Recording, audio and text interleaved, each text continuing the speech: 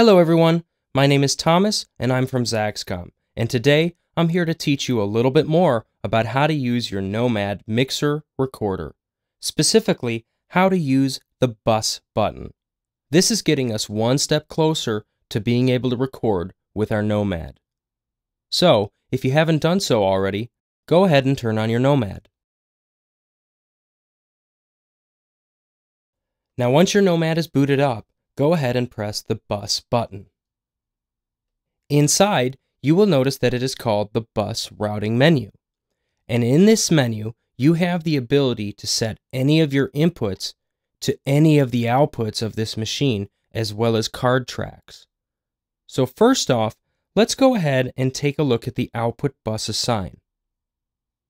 Now the first thing that it brings you into is the analog inputs portion of your output bus assign. And what I want you to do is, before we even get started, press the bus button again. Now you will notice that it has aux inputs on the screen, and then your digital inputs. So go ahead and press the bus button one more time, and you'll notice that it takes you back out to the bus routing page. Well, we didn't want to do that, so go ahead and press the bus button one more time, which takes you back to your analog inputs. Now the easiest way to think of this is taking a look at the top row, which says 1 through 6 and R1 and R2. By the way, R1 and R2 stand for returns 1 and 2. And along the right side, you have outputs 1, 2, 3, 4, 5, and 6. These correlate to the output buses that lead to the outputs of your machine located on the right side. You'll notice that you have on the right side of the Nomad out 1, 2, 3, and 4 on XLRs, as well as TA5 output copies for buses 1 through 4. Then you also have an additional output 5 and 6 on TA5s as well. So before I start teaching you how to assign an input to an output, the first thing that I want you to learn about is by pressing the menu button on a box that is highlighted, it allows you to select an X or a P. The X stands for post fader. The P stands for pre-fader. Now these correlate to the faders that are on the front of your machine. For example, if I have X's inside of this analog inputs screen, and I have all of my faders down on the front of my Nomad, I will not be able to hear anything out of the outputs that those inputs are going to. However, if I have one set up as a P, the fader will not affect the output. To explain this further, I have set up my Nomad to output something on output 1 going into an additional recorder. You will notice by turning the fader 1 down, it will kill my source leaving the Nomad. However, if I set it up to pre-fader, even with the fader down, it will still output a signal to my recorder. With that being said, all we need to learn now is how to set each input to an output. And the easiest way for me to explain this to you is to think down to the right. For example, if I want analog input 1 to go to output 1, I'm going to put a check mark in that first upper left-hand corner box. If I want analog input 2 to go to output 2, I will scroll down to that second row and put an X in that box as well. And there you have it. I now have set up a 2-track output mix. Well, what would happen if I'm working on a reality show and I have multiple contestants that I need to have mic'd and output to a camera?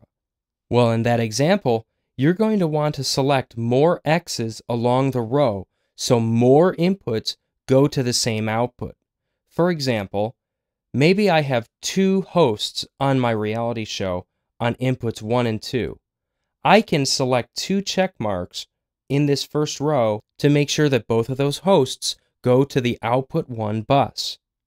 And possibly on output 2, I can select 3, 4, and 5, which are my contestants, to go to output 2. This is a pretty standard way of sending an output mix to a stereo hop to record on a camera. Now you also have the ability to send slate as well as tone to these outputs as well. So press the bus button so we can do so. Now you have the ability to see your returns 3 and 4, as well as select slate, com, or tone to go to those same outputs. So when you're done setting your inputs to your outputs, as well as your slate and tone, go ahead and press the bus routing page a couple more times to go back to the main page. The next thing we're going to do is actually skip down to card mix 1 through 4. Now you'll notice that this menu is very similar to the output bus menu that we were just in. You'll notice that you have 1 through 6 inputs and then a slate and tone for your first 4 tracks of your recorder. And once again, all you have to do is set your inputs to your card tracks. For example, if you want a mix of everything on track 1, all you need to do is put X's across the first whole row.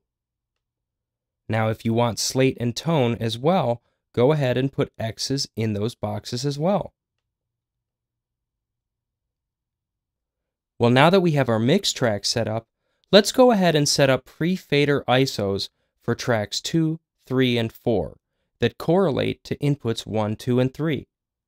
To do so, put your cursor in front of the second row, first column, which correlates to input 1, and press the menu button twice to make a P appear inside of the box. What this means is that now you have input 1 coming pre-fader from the faders on the front of the Nomad going to track 2. Then scroll down to row 3 and put a P in the next box, so input 2 is now going to track 3. And once again, input 3 going to track 4. I also recommend setting tone and slate to all of these tracks.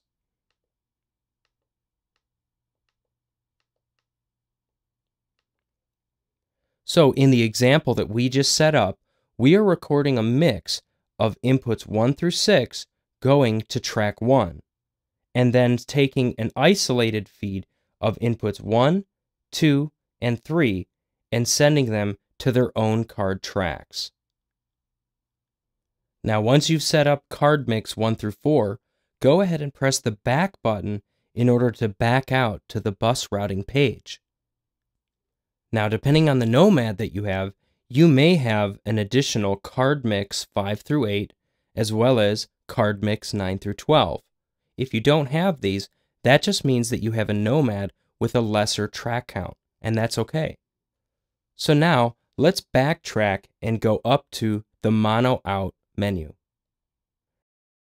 Now these are going to look a little bit different because now they are not dealing with the inputs going to the outputs, but instead is dealing with copies of whatever you're either going to a card track with or going to an output with. For example, you will notice that across the top you have 1 through 8 card. The second row says 1 through 6 out. And then you also have a 1 through 4 return.